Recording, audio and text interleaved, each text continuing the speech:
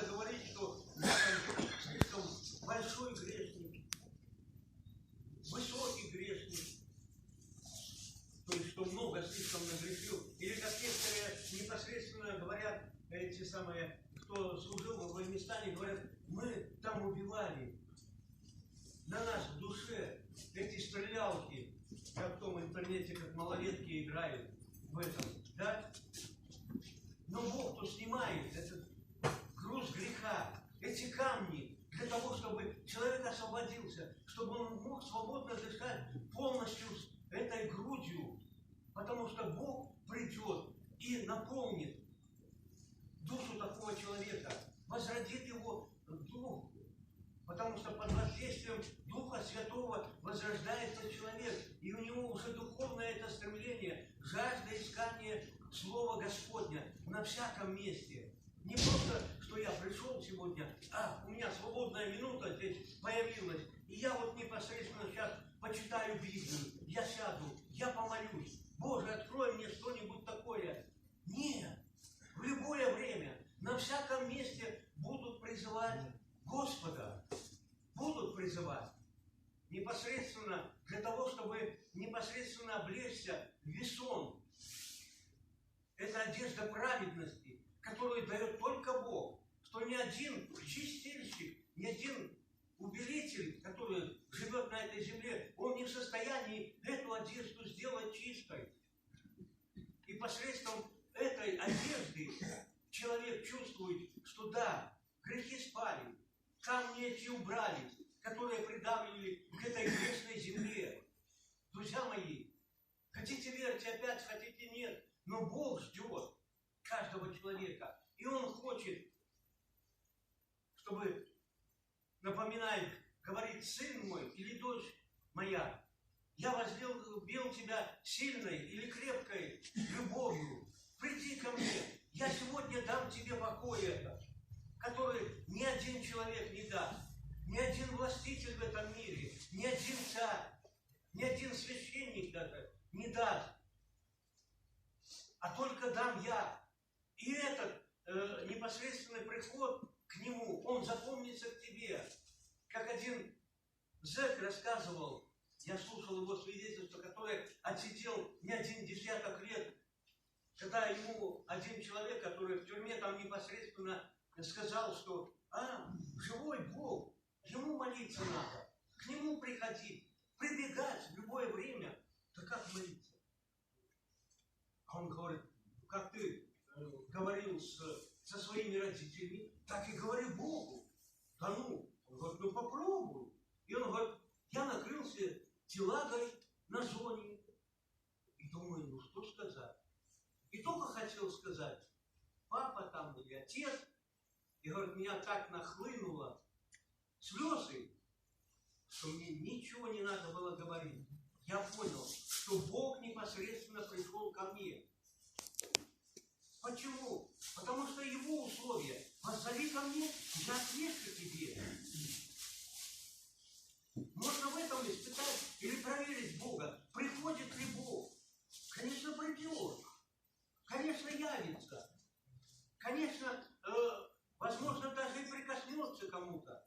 Почему написано, что ангел Господень ополчается вокруг боящегося и почитающего имя Его, или призывающего имя, как хотите, можно и так сказать. В этом греха нету. Но ангел Господень. Для чего? Почему некоторые в некотором непосредственно возрасте погибают люди на этой земле? Погибают. И родившись даже погибают молодые младенцы на этой земле. И задается вопрос, а почему, а как? Не знаю, но извините меня. Дети, есть одно условие, дети идут в рай. Они не согрешили. Когда-то ко Христу пришел человек, или и он был слепой. Если помните, здесь об этом примере говорилось. И что? Задали Христу ученики вопрос. А кто согрешил? Он или родители, что родился слепым? И он сказал, не он и не родители. Но для того, чтобы на нем явилась слава Божья. Для того, чтобы было могущество Бога явлено было над ним. И все там удивились. О, сильный пророк восстал. В нашем народе, как там написано. Да, сильный. И не только пророк, но он был и сыном Божьим. Друзья мои, почему он творил? Почему он воскресал мертвых? Как сына вдовы Наинской остановил гроб, который несли. Это заплаканная вдова была. Понятно, конечно. Там неизвестно, но там в отроческом уже возрасте написано, это лет 12-15 где-то, ну, перед совершеннолетием, скажем так. И тоже он остановил эту процессию и сказал: тебе, говорю, встань. Это сила и могущество Божье через Иисуса Христа, Сына Божия, было явлено. И что он поднялся? И эти, да, вот это да. Потому что Бог грешников не слушает. Я уже говорил несколько раз, еще раз повторю. Поэтому давайте будем стремиться не к греху, не к плотским своим желаниям, а к духовности. Это единственное условие, которое Бог предлагает сегодня. Приди, я дам тебе покой. Не так, как этот мир. Он на какое-то время, да, может быть, даст покой, то есть свободу от того, чтобы непосредственно у тебя было какое-то удовлетворение в своей жизни, что тебя ничего не гложило здесь, на этой земле, что ты почувствовал: а, да, мне помогли, ну, слава Богу, очень хорошо, у меня хорошее настроение. Если у тебя хорошее настроение, то давай и помогай другим, своим близким, чтобы и у него тоже было хорошее настроение. Это понятно. За это надо платить определенную цену. Это надо внимание к этому человеку. Может быть, пару копеек там купить что-то ему и так далее. Но это засчитывается у Бога. Это записывается у Бога. У него пишется эта памятная книга. И там никто уже не вычеркнет, как некоторые. Сначала записывает хорошее, а потом: а, ты там плохое сделал. О, я вычеркиваю. Или снимаю, да, как иногда, это самое, с работы. Многие, наверное, из вас работали, некоторые сейчас подрабатывают и говорят: а, ты там брак сделал. Я с тебя сниму. Там 10% или 5%. Что, нету такого? Нет. Правильно? Ну, еще, да. Поэтому, извините меня, у Бога, если записывается хорошее в книге жизни, памятной, то оно остается у него. И он никогда этого не забудет. Никогда. Запомните. Поэтому давайте делать добро, насколько может моя рука, насколько может ваша рука, чтобы непосредственно было подтверждение вашей веры в Него. Потому что Бог делает добро каждому из нас. И хочет, чтобы и мы делали добро тем людям, которые окружают нас. Как у меня брат есть такой, на 3 года моложе меня. Он лет 5 или 7 назад это самое крестился. Вот.